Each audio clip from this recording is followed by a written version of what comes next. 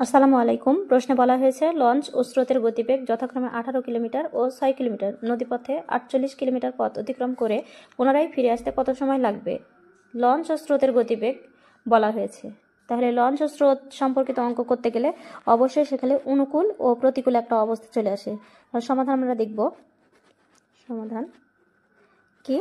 Launch ও স্রোতের গতিবেগ, launch এবং স্রোত দুটা মিলে যখন কাজ করবে তখন সেটা হবে অনুকূল, এবং লঞ্চের বেগের বিরুদ্ধে যখন স্রোত কাজ করবে তখন সেটা হবে প্রতিকূল। তাহলে লঞ্চ ও স্রোতের লঞ্চের গতিবেগ ঘন্টায় স্রোতের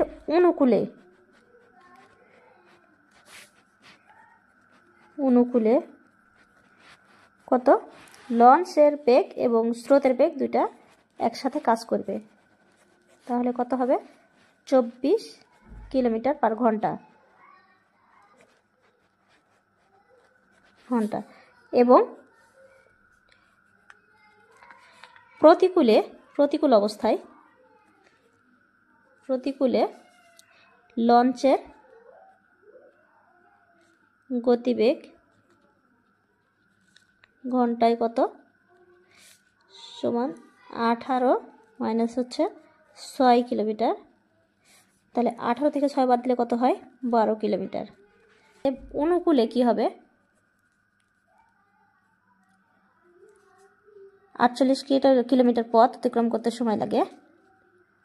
পথ অতিক্রম করতে সময় লাগে কত?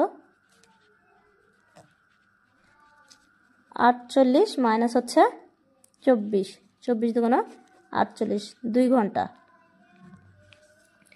এবং প্রতিকূলে 48 কিলোমিটার পথ অতিক্রম করতে সময় লাগবে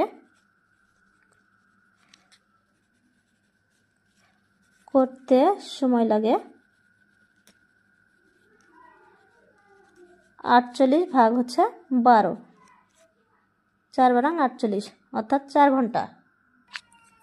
সুতরাং সর্বমোট সময় কত? সর্বমোট সময় 4 + 2 সমান 6 ঘন্টা। এটাই আমাদের কাঙ্ক্ষিত ফলাফল।